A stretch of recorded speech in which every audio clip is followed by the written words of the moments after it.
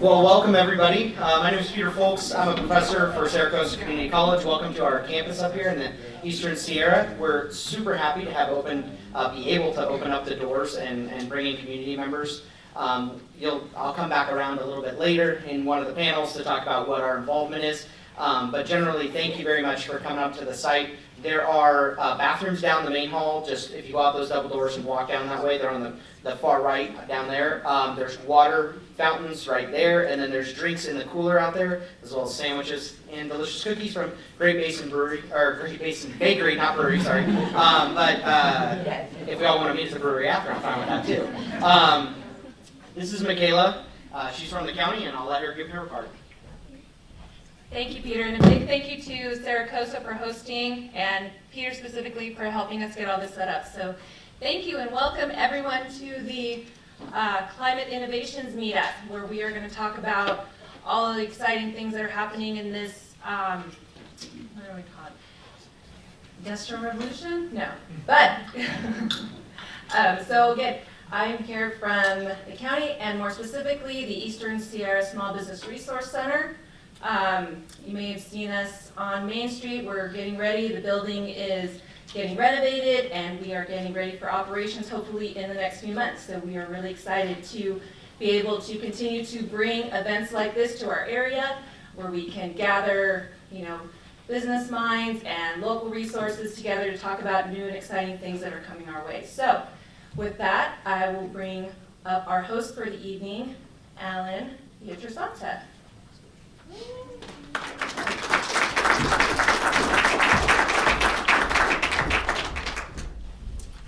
Thank you. Thank you all for coming out for this event. It's very exciting for us to do this second meetup event based around the Small Business Resource Center. So I can't tell you how much we appreciate your attendance. The fact that you're sitting here means, again, as I said at the first meetup, that we're already successful, because part of what this resource center is all about is bringing people together. So thank you for being here. I hope everybody had a good Memorial Day weekend, maybe got out to Mule Days or had a good family barbecue, and had a chance to reflect for a moment on the vets, or the people that we lost serving our country over the years. So hopefully we had a moment of silence for that. As Michaela said, I'm Alan Pietrasanta, and I'm a resident here of Bishop, former business owner, recently retired from another business as the national sales manager. I am also on the board of two nonprofits, Sierra Business Council, which I sit as the chair of the board, and also the Eastern Sierra Avalanche Center. It has been the dream of many of us for a long time to put together a small business resource center. And primarily through the efforts of Inyo County, that's happening. Government is actually listening to what the people want. How cool is that?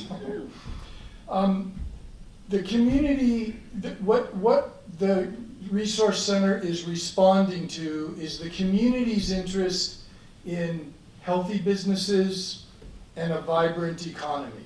And that is what we're headed for with this project. The main goals of the Resource Center, which will ultimately or eventually be located next door to the Good Earth Yogurt Shop on Main Street. We're working on putting that building together as a physical space for people to come and participate and grow in what we're calling the entrepreneurial ecosystem of the region. And we're looking to grow the health of Bishop, Inyo County, Mono County, and the whole East Side region. And we will do that through events like this, through a navigator program offering resources to people who either are in business and looking to expand, or entrepreneurs that are looking to start a business, and we want to do everything we can to help them be successful and flourish. The other part of the Resource Center will be access, trying to expose business people in town, entrepreneurs in town, to access to capital and financial support. So that's where we're headed with the business center. So before I go on, I can't help but single out a few people. And I'd like to point into the back to Leslie Chapman and Megan McCammon. Raise your hands, ladies. Huge supporters of this project. I also saw Supervisor Jeff Griffiths. Where are you, Jeff? Supervisor Jeff Griffiths is in the background. We've also had support from the City of Bishop, and I want to recognize Elaine Kabbalah, who will be up here in a moment. And Destin is somewhere. I thought I saw Destin is here. And also we have the council member Karen Schwartz. Karen, thank you for coming to support us. So the other person critical. Oh, and soon John Wentworth has come upwards from Mammoth. He's upping his game, and he's come to Bishop to visit with us. Councilman John Wentworth. Thank you.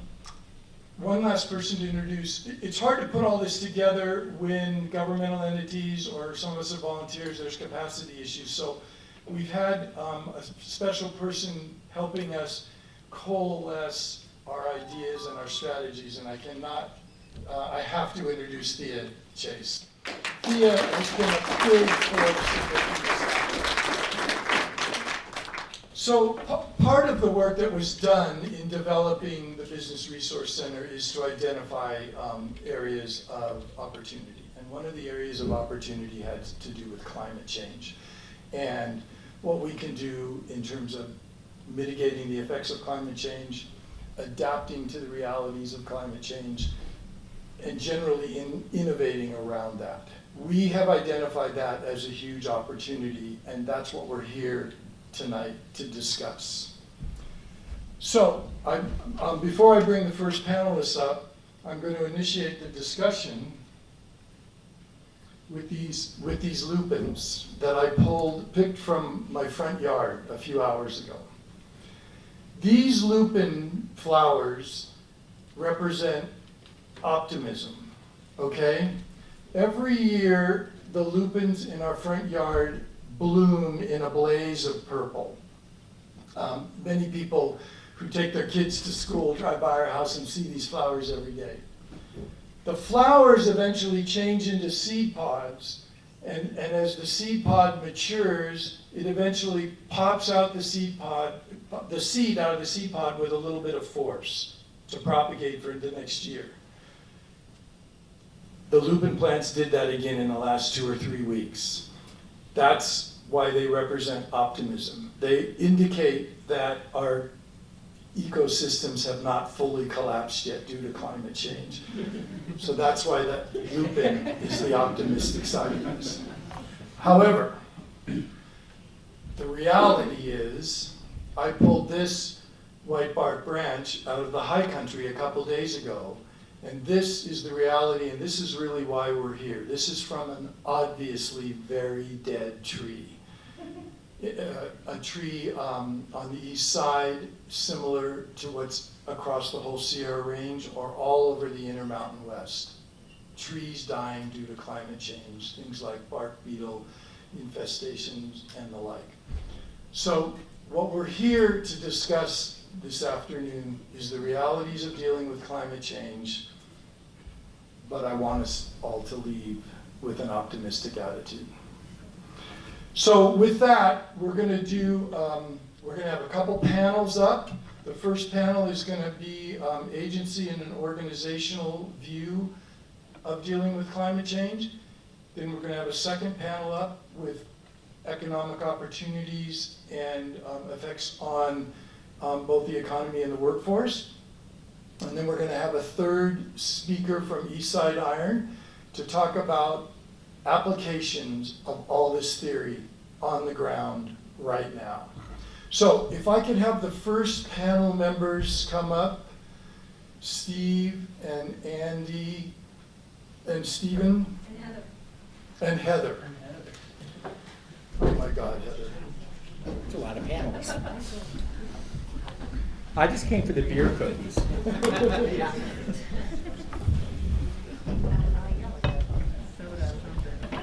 So for the four of you, the mics are live. To speak, you just have to push the button. And what I'd like to do is have each of you give a short introduction, and then I'll throw some questions at you. Let's start with ladies first. Let's start with Heather. Okay, can everyone hear me? Oh, it's working, good. I'm Heather Stone, and I work for the Bureau of Land Management, the Bishop Field Office in Bishop. And I am the Vegetation Management and Fuels Program Lead. So obviously, climate change is a big part of my job. Hello? Oh, there we go. Hey. My name is Stephen Calkins. I'm the planning forester for the Inyo National Forest. Do a lot of the NEPA work and plan all kinds of different vegetation management projects on the Inyo. And then just like Heather said, you know, climate change is kind of at the forefront of what we're planning and doing our projects for. Hello, everyone. I am Andy Frostensky. I'm the Division Chief for Field Operations and Grants at the Sierra Nevada Conservancy. That's a state agency. And our region extends from Kern County all the way up to the Oregon border. It extends about 27 million acres. It's not entirely all Sierra Nevada. You know, we've got other bits, even though that's our name. Our primary focus as a state agency, we're non-regulatory. We really try to focus on a watershed improvement program. It's our key program, recognizing that improvement of watershed touches so many things that affect those residents and the people that enjoy the Sierra Nevada, both on an economic, environmental, and social well-being scale. So climate change is, of course, one of those many topics that also touch all those things that I just mentioned. So thanks for having me, and look forward to the discussion. And good afternoon. I'm Steve Frisch. I'm the president of the Sierra Business Council. We're a regional nonprofit organization that works on the sustainable development and kind of protection of the Sierra Nevada, coterminous with the Sierra Nevada Conservancy's boundaries, so it's a big range. And in the climate field, we work on a variety of different types of projects, including forest management, wildfire mitigation, and biomass utilization projects, so natural resource management. We also work on regional climate planning, doing climate adaptation planning, and greenhouse gas emission reduction planning. We recently completed a vulnerability assessment of Sierra Nevada communities, identifying the most at-risk communities and populations, with the idea that eventually we can direct resources to reduce that risk. And then we also work on climate adaptation planning and convening groups that are working on kind of climate action planning up and down the Sierra Nevada range. A pleasure to be here today and with some of our good partners. Appreciate it. So with such good widespread representation of agencies and organizations that deal with climate change, can you address what your agency's views are, or what change in goals you have to deal with climate change, whether it's forest management or landscape level management? I'm throwing the questions out, and whoever is assertive with the green button gets to talk first. I press first. So the Sierra Nevada Conservancy is one of 10 conservancies spread throughout the state of California under the California Natural Resources Agency. We have other state partners, right? State agencies, CAL FIRE being one. Their budgets are a lot larger than, say, a conservancy budget. So several years ago, as Sierra Nevada Conservancy made a concentrated effort to really focus on forest health, because it was recognized that forest health does touch so many sectors, right? If you're going to have unhealthy forests that lead to wildfires, that's going to affect the local economy, because not many people are going to want to recreate in a forest that's completely burned down. So when we talk about climate change from our perspective, the Sierra Nevada Conservancy is really looking at a lot of the bad symptoms, the outcomes of climate change. We've seen how many millions of pine trees have died as a result of climate change and honestly also some past human management of those forests. For us to have some type of impact, often what we do is we take what funding we do have and then try to provide grants to groups. Every one of colleagues up here all represent agencies or an organization that have received grants from the Sierra Nevada Conservancy to try to maintain those healthy forests, to try to combat that climate change, and really try to stop that wildfire coming through. And you pull on that thread, you recognize that it's not just the forests that affect the recreation, it's the forests that affect the water, it affects the wildlife, it affects so many different things. So that's been a focus for us as an agency, is to look at climate change through a focused viewpoint, recognizing that focused viewpoint is really touching on so many different things. So trying to do what we can with what little we have and relying on partners to implement a lot of that work.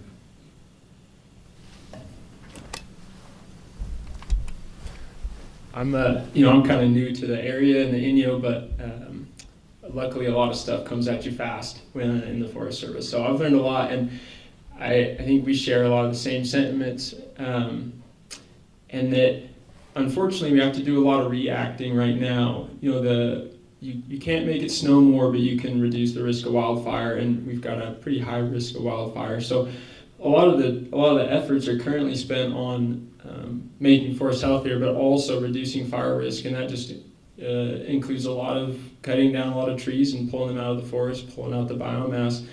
And once I think we get that established, that kind of lower or reduced fire risk, then we can focus on the broader pictures, or maybe we're trying to do it simultaneously, increase forest health, but a lot of it goes through just reducing forest density. Fortunately, we have a pretty solid tool, and that's kind of reflected in the lack of fire in the ecosystem.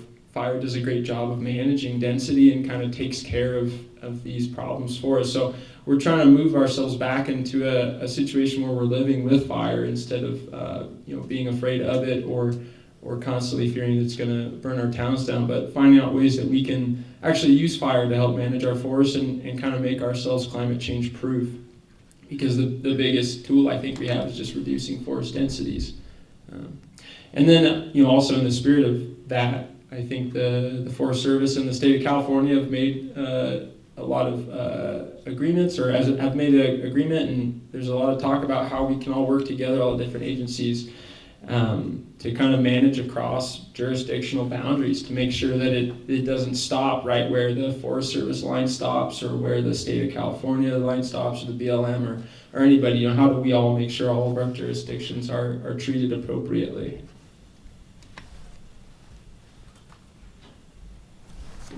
So since the BLM is also a federal land management agency, I would say that most of what Stephen says is going to apply to the Bureau of Land Management and our management of public lands as well. But I just want to note a few things that are a focus for our agency. Obviously, we manage a lot of lands that are not what people think of when they talk about forests, right? We manage sagebrush, we manage pinyon pine, we manage a lot of the Great Basin ecosystems. And we're equally as concerned about the fate of those ecosystems as we are of the Sierra conifer forests.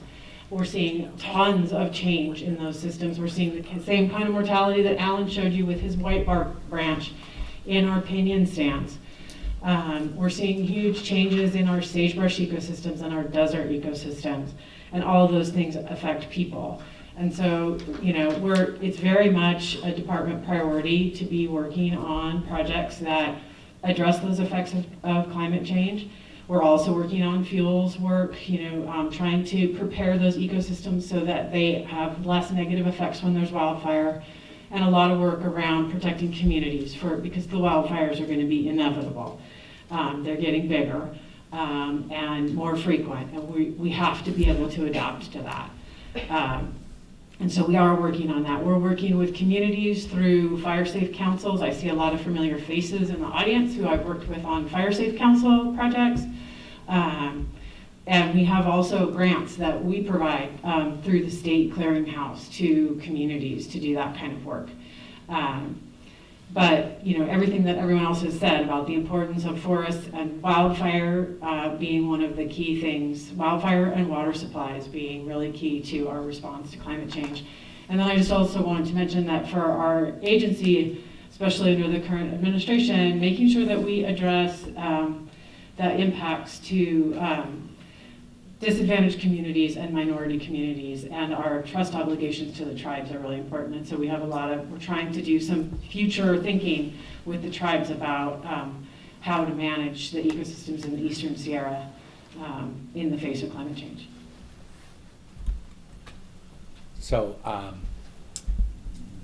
want to go back to this light bar for a minute. Think about the consequences of what we're talking about here. Current assessment of climate impacts in the Sierra Nevada indicate that the temperature will increase by 6 to 8 degrees Celsius by 2075. Just to put that in perspective, in our lifetimes, we've probably seen a 2-degree increase. When our children are dead, it will have been 4 times more of a temperature increase. Think about that for a minute. Currently, the state of California has in its budget $45 billion to combat climate change, which sounds like a lot of money. But we also have close to a $300 billion a year budget, and when you program that money out over 5 years, it actually is nowhere near as much as we need to have in order to address, for example, the wildfire issue in the Sierra Nevada. We've set a state goal to treat 1 million acres a year. We're currently treating about 250,000 acres a year, and it's costing us more than $1.5 billion a year to do it. We need more like $5 billion a year in forest management alone. That is a huge challenge. So one of the major focuses of our organization over the last several years has been to advocate for increased funding for climate adaptation in the Sierra Nevada. But I also want to point out that with that 6 to 8 degree Celsius increase in temperature, adaptation alone is not going to be enough. We have vulnerable communities out there, and we know why they're vulnerable. They're vulnerable because they don't have high-speed communications. They're vulnerable because road clearance and evacuation routes are not fully maintained and up to speed, which is an ongoing challenge for every agency. They're vulnerable because they're not mobile enough to get out of those communities or out of those neighborhoods when a wildfire strikes, which is what we saw in many of the recent cases in California. So addressing that climate vulnerability piece of it and identifying the most at-risk communities first and doing the mitigation work we need to do there is going to be critically important. And then the final piece of this, I don't want to be a downer, I want to bring up is that we in the Sierra think of climate impact as wildfire. And it is. That's the leading edge, right? And we should be doing everything we can to address that. How many of you have air conditioning? Okay. So think about the extreme heat impacts in California when we have prolonged heat waves of above 120 degrees for 5, 7, 9 days in a row, right? We have other climate risks hanging out there that we're not adequately addressing yet, and that we're going to need to address one day. Extreme heat is the perfect example. Extreme rain on snow events and flooding, like historic flooding, which we've seen in the Sierra in the last 3 years, if you think about, or 5 years, if you think about the Oroville Dam near collapse, that was an extreme weather event. That was rain on snow melting so much water that Lake Oroville couldn't take it all in. And the flaw in the infrastructure almost flooded, 2 major cities in the Central Valley, So we have a lot of work to do. I think we're doing a lot of really, really good work. But we really need to think about what the long-term objective is going to be.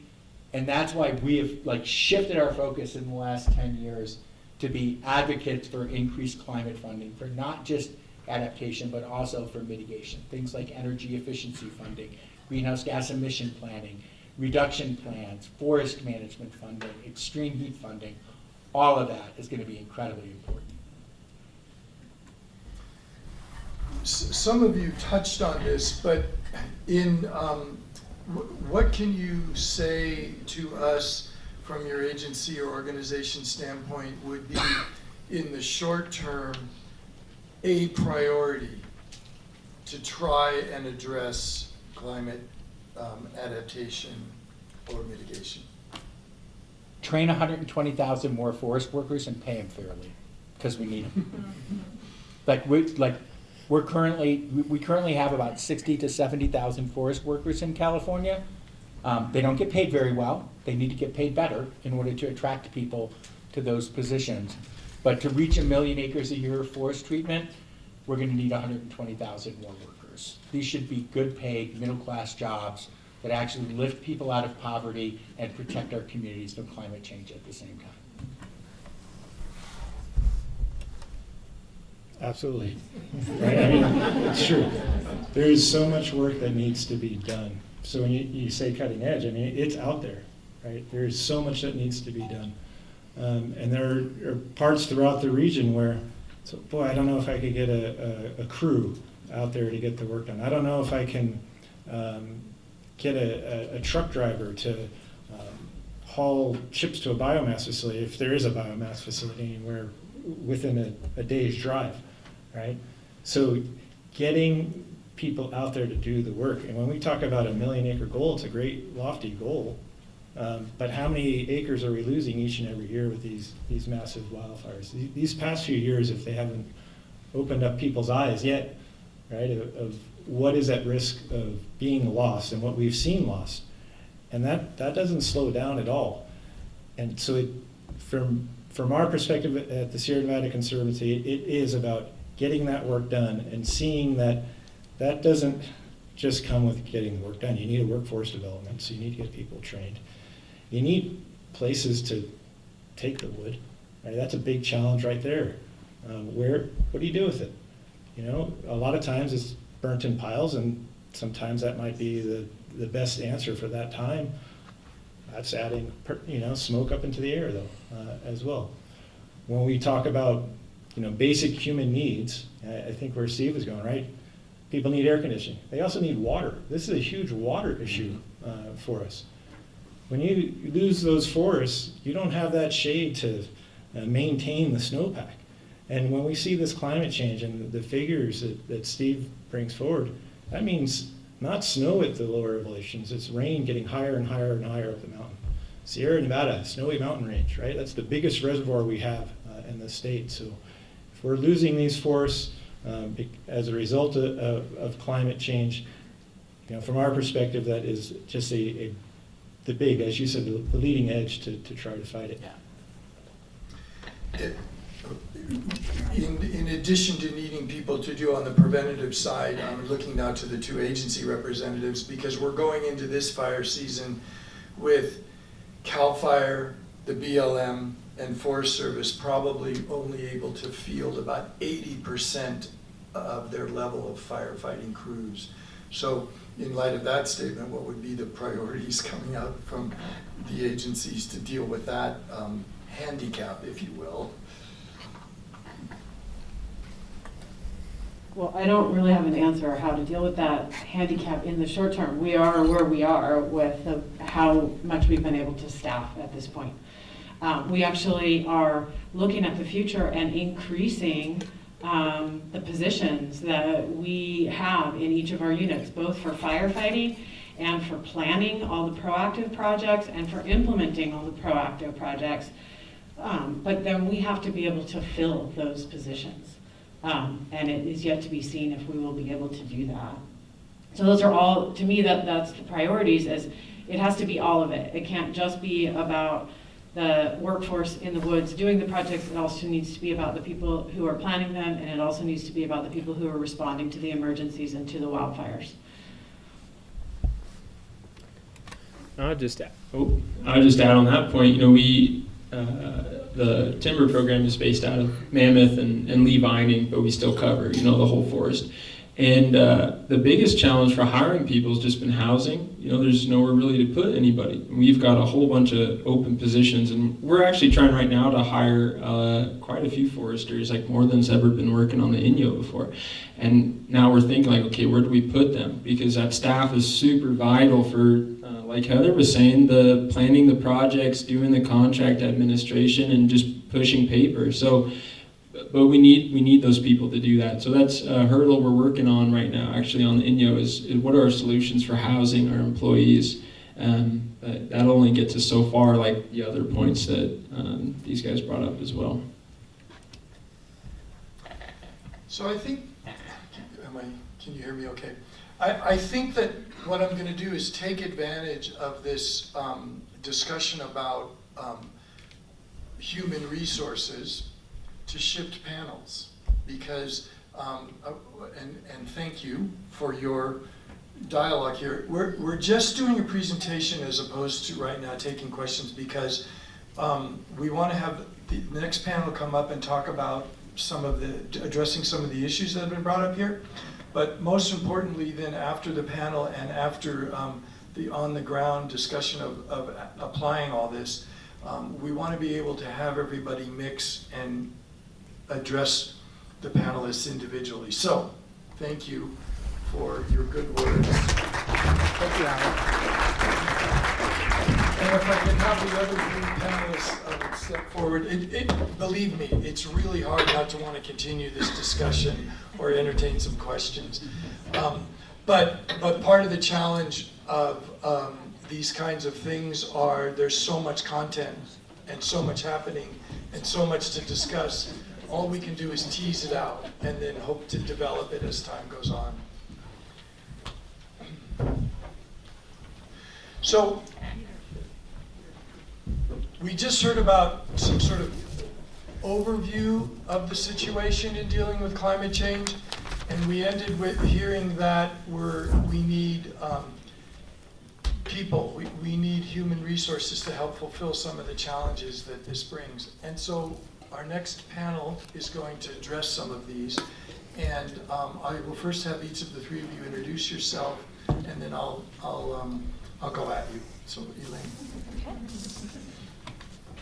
Okay. Good afternoon. Is this working? Yes? Good. Okay, thank you. Good afternoon. I'm Elaine Kabala. I'm the director for the Eastern Sierra Council of Governments, also known as the ESCOG. And the Eastern Sierra Council of Governments is a regional agency that's comprised of representation from each of the 4 jurisdictions in the Eastern Sierra.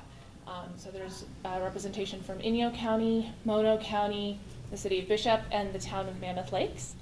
And this organization was established to promote and facilitate coordination amongst numerous regional entities, not just those jurisdictions, but also with our state and federal partners, focusing on regional planning efforts, bringing in grant funding, and implementation of projects of regional significance.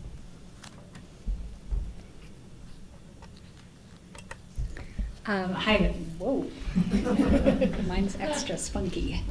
My name's Janet Hatfield. I work for the White Bark Institute, which is a new nonprofit that is really stepping up to help meet some of these climate challenges that we're talking about today. And my role specifically within that organization has been to take on what we refer to as the Eastern Sierra Climate and Communities Resilience Project, which is a sort of landscape scale forest restoration project that's centered around the town of Mammoth Lakes.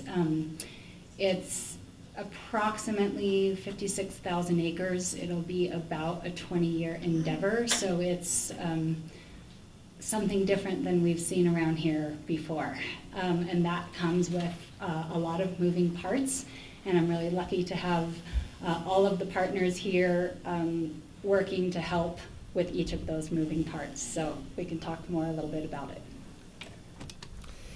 And I'm Peter Folks. I'm from Saracosa Community College, so I'm the Director of Public Services and Department Chair of anything that falls kind of in that area. So this is a new direction that we're deciding to venture into. We've never had programming or any type of curriculum that falls into this area, but in working with the partnership and that we have up here and talking with folks that are also in the audience and seeing us as just a local public service agency where we can begin to work towards these common goals and where we fit within both the actual implementation of state or federal level policy at an organizational level and then down to the local level. So impacting each and every student, but also sort of being a conduit for how that policy and workforce funds come through from the state and the federal government. So we'll talk more a little bit about what we're about to launch out, but it's been about 18 months in of behind the scenes type of work to develop the curriculum needed,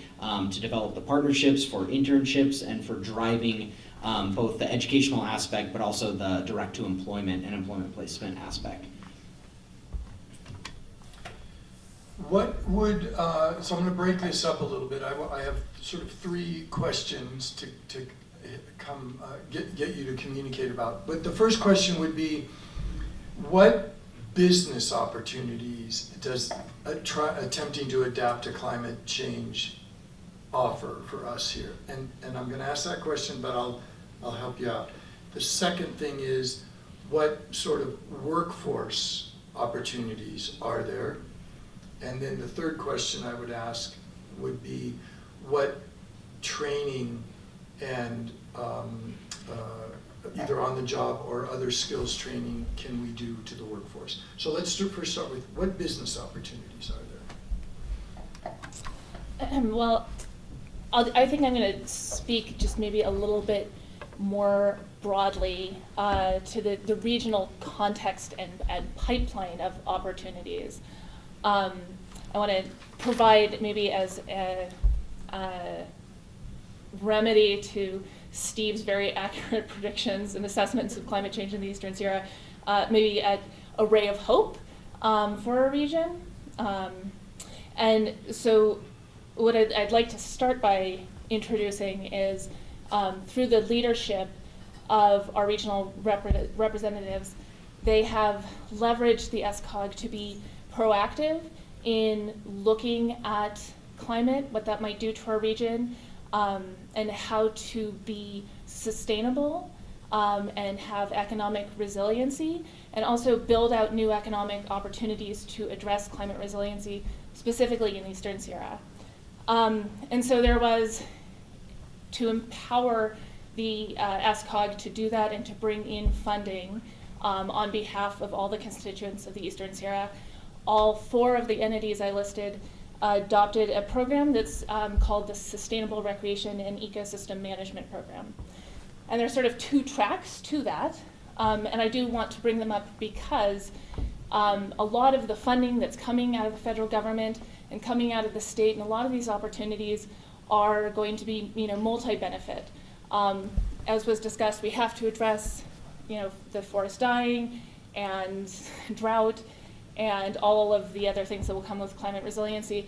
But in the Eastern Sierra, our economy is also directly linked to recreation. And so those recreation opportunities on the forest go hand in hand with the efforts that we can take to be mitigating climate change. So within the program I described, the Sustainable Recreation and Ecosystem Management Program, there are sort of 2 tracks of programming. One of them is that sustainable recreation component, and then the other one is the ecosystem management component. And within both of those, the SCOG has established sort of a long-range plan for implementation, and both of those tracks have funding opportunities that we're hoping are going to perpetuate economic development opportunities and job creation. I won't go too into depth with the sustainable recreation component, but certainly within that, I think there'll be opportunities for infrastructure development, future environmental planning, and land stewardship opportunities. And there are several projects that came out of a initiative known as the Sustainable Recreation and Tourism Initiative, which is a regional recreation plan built on stakeholder engagement. And several of those project opportunities already have received grant funding from the Sierra Nevada Conservancy and other state and federal partners for implementation.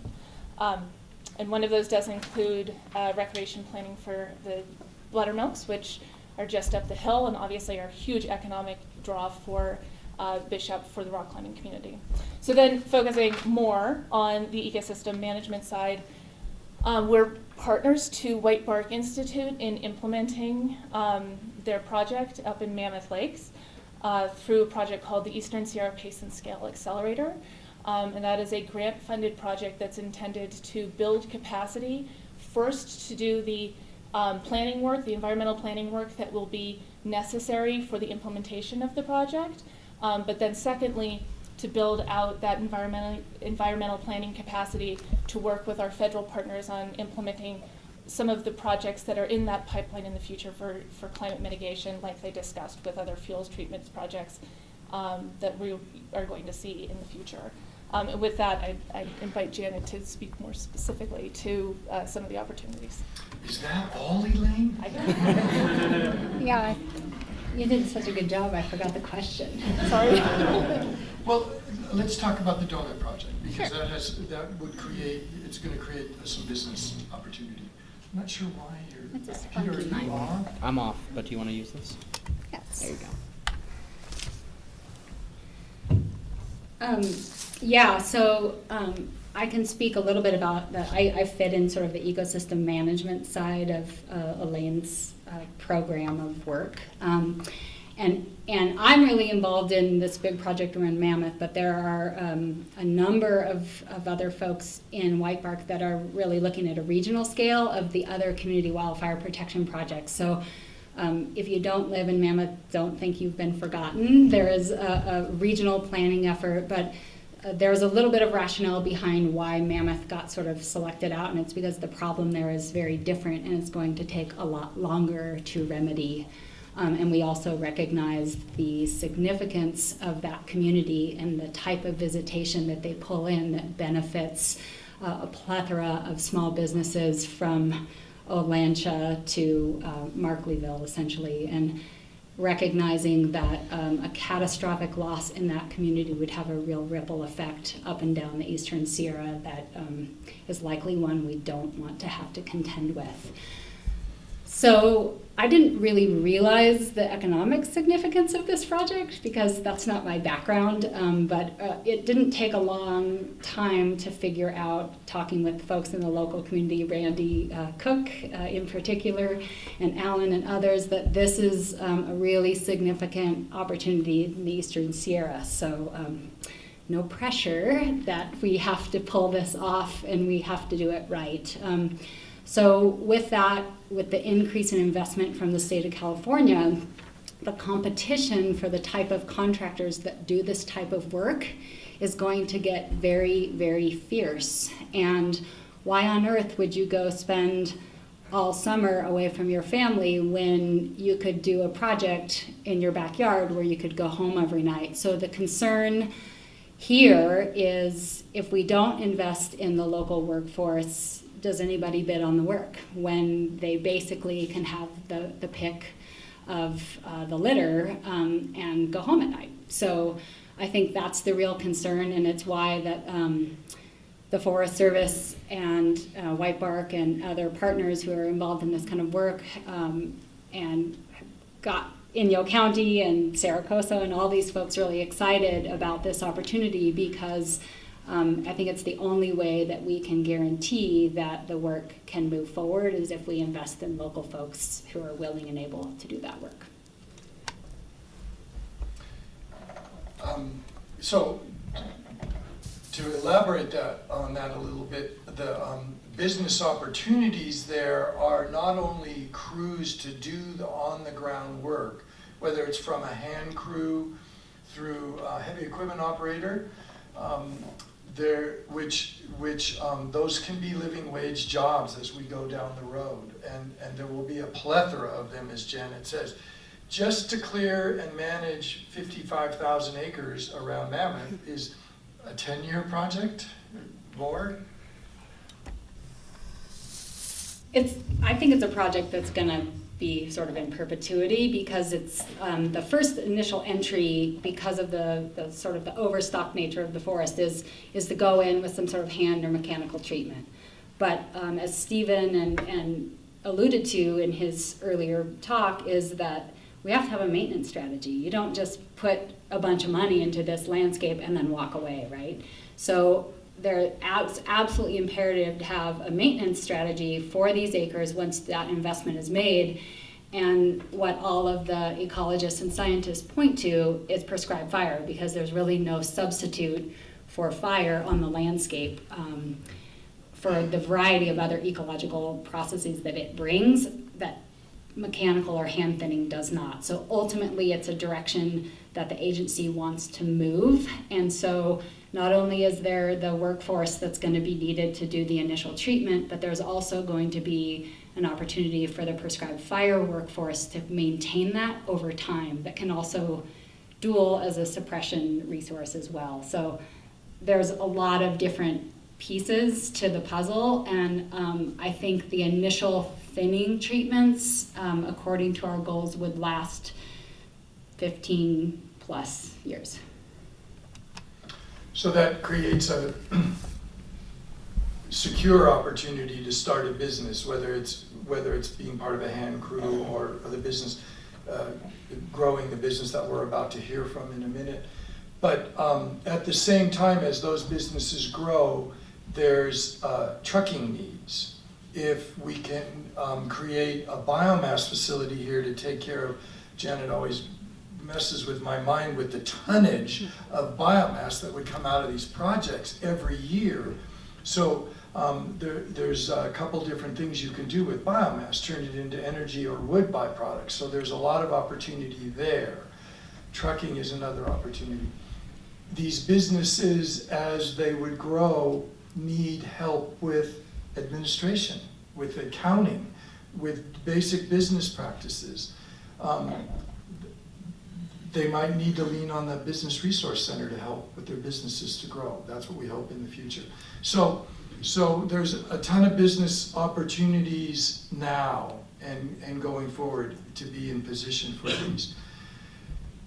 In order to touch on some of those, though, we have to train people. So I'm going to look at Peter now and ask what is involved in training people and what is going on locally in that realm. Yeah, we have simply not served this industry cluster or this area since we've existed. And as I sort of came across, I was able to let go of one or two projects at work and marry up a personal passion and previous experience in my lifetime of being outside and being an outdoors person who goes out and partakes in the Eastern Sierra and serves the businesses and those kinds of things as well. I saw it as an opportunity for us to actually do what we need to be doing, which to me is kind of like that's our business, is at absolute maximum public service to the nth degree that we can. Anything less than doing the best that we can is just a dereliction of my own duty. So I took it on as kind of a personal passion that it needs to be done, but it needs to be structured and done well with partnership. Because us just opening up a class isn't going to do anything. We already have business classes.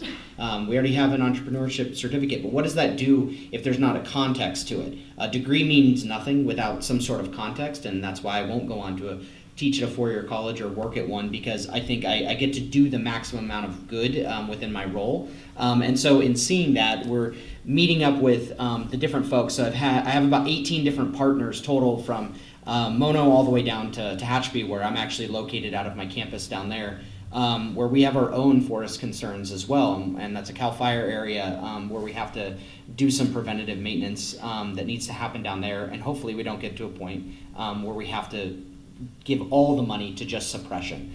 And so in looking at that, I started to kind of map out with partners about where the industry cluster exists around climate and things like that, and how we can use our workforce money, because we're a conduit. A community college is a conduit of hundreds of millions of dollars from the state, and we're a very rural area, but luckily our college covers almost all of it. It covers 18,000 square miles.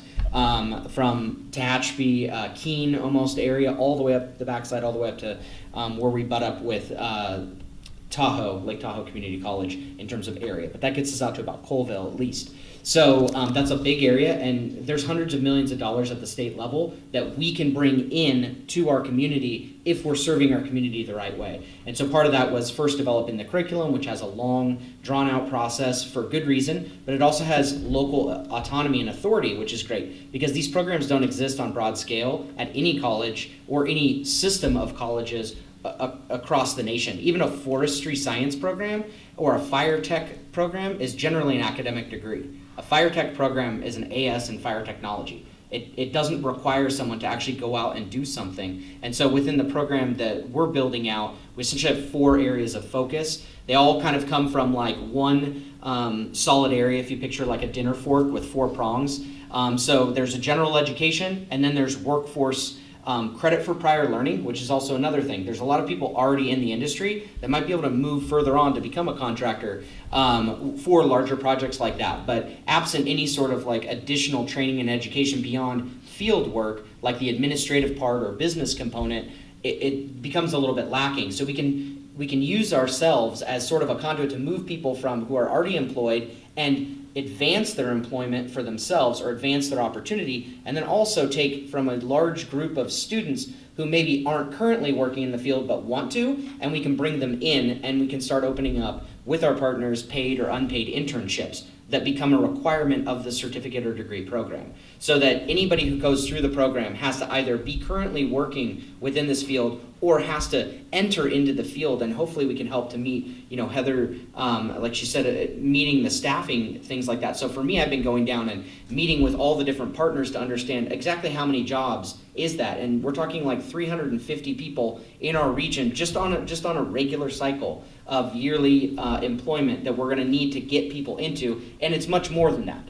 But really, those are the new open jobs that are opening up, especially with increased funding. So we're looking at the policy level, and then how are we going to respond to that or preventatively address the issue, hopefully before they need 30 people in one department. Maybe we can be training out these folks. So the 4 prongs that we're looking at are cultural resource management, which has to do also with, this is all coming at a time when the business opportunity is meeting up with not only addressing climate change, but a massive spike in outdoor recreation, right? And so we have 2 coalescing issues that are going on, is a huge use of the forest up and down the Sierra, as well as a degrading forest or a forest that's in crisis. And so now we have a lot more use. So dispersed rec or developed recreation is a huge area that it needs to be addressed as well. And so when we look at those, cultural resource management is things like interpretive centers, visitor centers, those kinds of things. In addition, the more feet and boots that are out on the forest, the more times you're going to interact with cultural resource things. So working with tribal partners to do that, as well as that becoming an option for future employment. The next one is, of course, wildland fire. But to us, that's where we started with the idea. The concept was, we should have a wildland fire program. No, that makes perfect sense. But really, sustainable outdoor recreation management is another prong. So we have cultural resource management, wildland fire certificate, and then sustainable outdoor recreation management as another one. The 4th one that's coming along is just going to be sort of a forestry and conservation thing. So in all, we're titling this forestry and conservation versus a forestry science versus a forestry and timber extraction project, because there's also a heavier focus on the day-to-day operations of conservation more than you might find in Oregon, where there's lots of timber harvesting going on. But we also have these developed areas with the forest, wilderness areas, and National Park Service. So we're trying to align to the largest industry cluster possible and have people move through that educationally. Can someone please build a building where they can live, so that we can then go on and house them somewhere? And so for me, that's another thing, is how can I actually work with local partners that might have housing options available, and how can we rent out that space perhaps as a school with workforce money, because they're in workforce training. And so how we manage those kinds of things is interesting, but it's an opportunity to pump in lots of funds from our school into our local community in a new way that we haven't done yet. So I'm excited. That's fantastic. I mean, I haven't heard the number 350 before, but I mean, I think when the community hears that number, that's a ton of potential. So that is really important. Yeah. Oh, sorry, Janet, go ahead. I just wanted to add one thing too to all of this, and that is it's really easy for me to stay really focused on the big landscape forestry piece because that's kind of the world I live in. But at the end of the day, individual parcel owners in every one of these communities is going to need some sort of defensible space, consulting, landscaping crews to help implement that work, et cetera, if we want to be resilient in the true sense into this next century. And that takes a lot of work. And right now there's a huge shortage of people that do that. And it also provides an opportunity for winter work in the valley when we know that the high country gets snowed out. So that's everything from, just advising people who are able-bodied to do that work themselves and or provide that as a service. I think that's a huge opportunity for multiple businesses here because you go through the phone book. It's not real easy to find folks that do that work.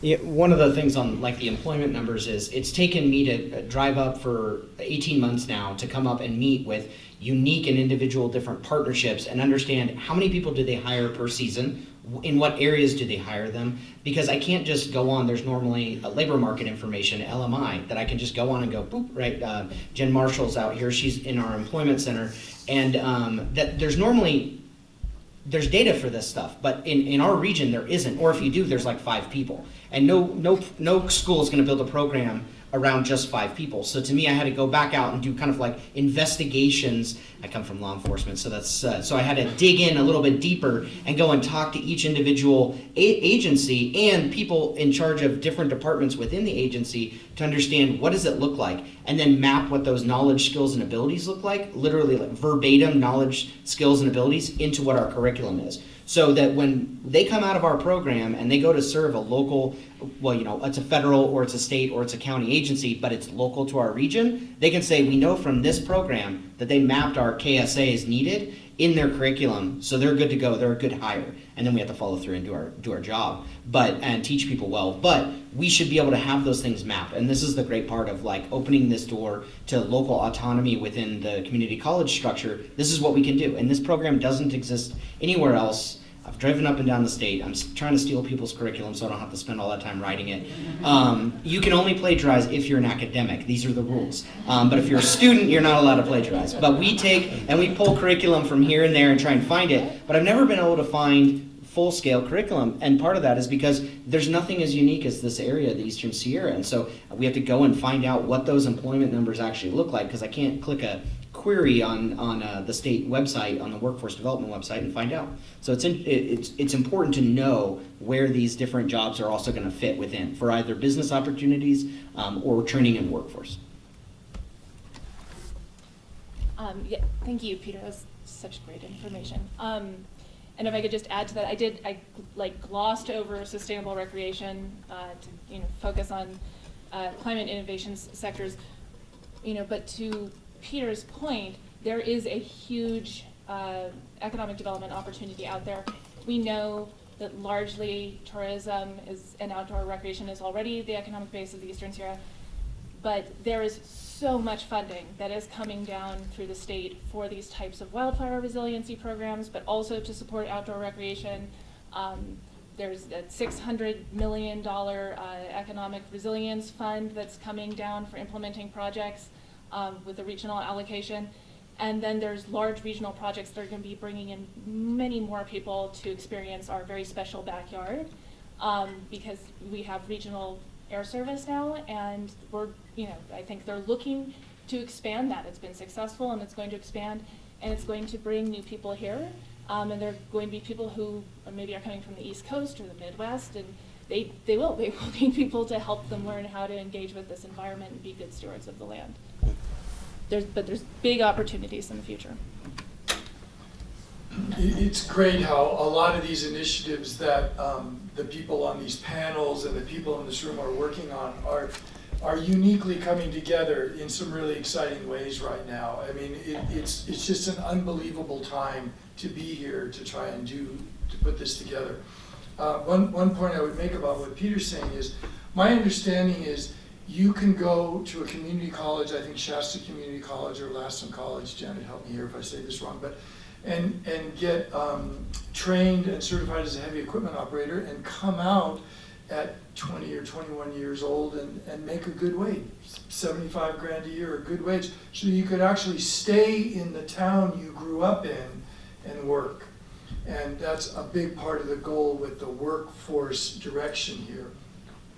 I would also be remiss by not wanting to add to what Peter's work is without recognizing the Inyo County Office of Education and what's going on with the Job Spot, which is located on Main Street. Randy, raise your hand. I have to just single you out here. But the Job Spot is working in this arena as well by helping to train, offer GED to people, English as a second language, specific vocational training. Inyo County is working very closely with Saracoso on some of these vocational programs. So the community is working for the community, and I just think that that's incredible. So I will use that as an opportunity to thank the three of you and really appreciate your work and your words of wisdom, all of you. Did I miss anything that you wanted to say? So now what we want to do is I'm sure your brains are all spinning, all these ideas, all these opportunities, all this potential for the future. But now I'd like to bring up Lindsay Shearer from Eastside Iron, okay, and she is going to give us the influence about applying a lot of what we're talking about here on the ground or in the forest or however you want to say it. Thank you, Lindsay. Thank you. It's kind of lonely up here. You're stuck with me, so I'm sorry, and I feel for you. So can you give us a synopsis of what Eastside Iron is? And let's start there. Okay, so I just press this? Yes, it'll turn green. Okay. First of all, thank you for having us up here. This is exciting to be here. So I'll give you a little bit of history about us, but first of all, we are a wildland fire suppression company, as well as a forest management and hazardous fuels reduction company. We've been around since 2018. We're local here to Bishop, California. There's 4 of us that have built this company. I am one of the owners. The other 2 are here, 2 of them are here, and then the 4th, he's not here. So a little bit of history about us. We haven't been around a long time, but we have a really, really deep history in this area. It goes all the way back to my grandfather on my mom's side owned a logging company. He was actually killed as a logger in the logging company. So they've been logging up in the Greenville area that was destroyed by the Dixie Fire way back in the day, back in the 50s and 60s. I have 3 older brothers. They've all been in fires since they were 18. One just retired as the FMO for BLM, the Boise district. The other one's a retired Kern County fire captain. The other one who's here tonight is a current Kern County fire captain. My husband, his family owned a logging company and a heavy equipment wildland fire suppression company. My husband has been in the military. He is our field operations manager. He's not here tonight because he's getting our equipment ready for the fire season. And he has an extensive background working in fire prior to us starting this company. I, by trade, am a certified financial planner. I also was a local dispatcher here for wildland fire for the Forest Service during college. I did that here 2000 to 2003, when the dispatch center was still out of the airport, the little tiny building out there. And then Delaney, the other owner, my business partner, has prior experience in the Air Force. She's a veteran in military intelligence and information management. So between the 4 of us, we bring together a lot of experience that has led us to where we are today. That's us. So where are we today? Why don't you give us an idea of some of the projects that you've worked on? Yeah, so we have contracts with the Forest Service, and that was for wildland fire suppression. We also have contracts with California Department of Forestry, or CAL FIRE, as you know it, for wildland fire suppression. And then we have been bidding on local forest management projects, some of the ones that you've heard about tonight, as well as fuel breaks for local fire council neighborhood projects. And what do you see are the opportunities for expansion of East Side Iron? And at the same time, what do you see as the challenges for that? Yeah, so the opportunity is huge for us. I mean, to be honest with you, our goal is to be the general contractor on these projects up here. You know, we want to do the heavy equipment part of it. We also want to do the fuel, the hand crew part of it. We have partnerships. We've been around for a long time, and we have friends who are in this industry as well. My mom started a program up in Modoc County, if any of you are familiar, back in the 90s, where young men and women were educated to go into wildland fire prior to graduating from high school. That was when my brother and I were in high school, and I would say close to 80% of the folks that went through that program are still in fire today. Those are our friends, those are our alliances, those are our partnerships we have in this industry. So for us, that's the opportunity. We want to be that. We want to hire local workforce. We want to provide livable, living wage jobs here in this community. What are a couple challenges in that realm? Yeah, so one of the main challenges is navigating starting a new business, right? That's not easy. Getting all of your corporation documents in place, getting your certifications. We have a lot of certifications. We're service-disabled veteran. We're small women business owned. Those are not easy to obtain. And then getting government contracts is, you need a law degree to get those. If you've ever read through a Forest Service contract, you'll know. They're quite difficult to understand. And then the other biggest barrier to entry, and you wouldn't know this unless you're a business owner in this space, is insurance. You cannot get insurance for what we do. We found out the hard way that our general liability policy had a forestry exclusion on it on the very last page. So we were not covered for an entire year. It wasn't until us being in business for our third year, we had the opportunity to go with a company called WildPro. They specialize in this industry in the state of California. They're the only game in town. There's no competition. They tell you what you can have, and they tell you how much you'll pay for it. I would also think that there's opportunity for you in insurance, for residential insurance, where people are in fire zones. I'm looking to the agency people to confirm this, but it's certainly hard to get insurance for a residential or commercial operation in fire zones. But by working with fire safe practices and working with an organization or business like yours, the state is working on legislation then to help free up more fire insurance for people. So that's another opportunity for an operation like yours. Yeah.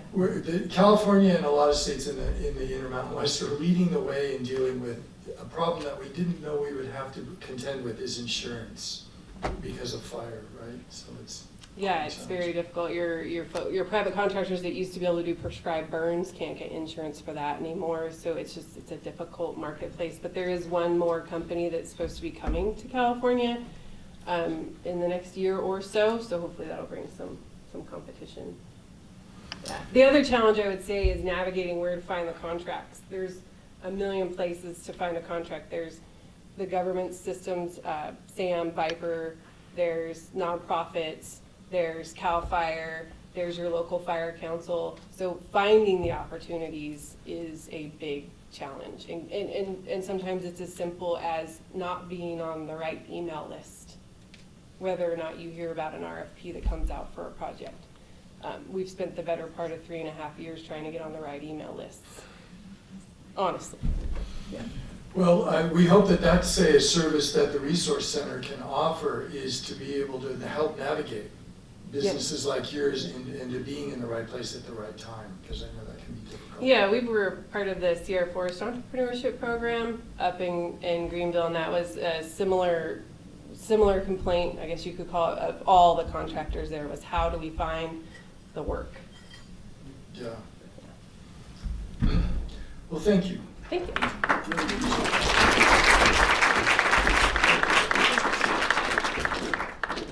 So Lindsay's not going away. Lindsay and Andy and what do we have? Holly's back here and Pam is back here from High Sierra Energy Foundation. So I would hope that everybody here would take some time out to interact with our panelists and the other people that are here. I would also hope that you take the opportunity to sample some of Robin's wonderful sandwiches outside. Finally, I hope that what we've presented tonight is the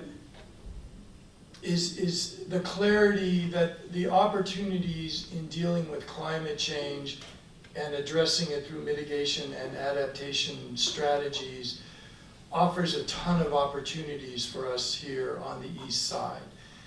And I hope that we create one new business out of tonight, or we create 10 new jobs from tonight. That would be a real symbol of success.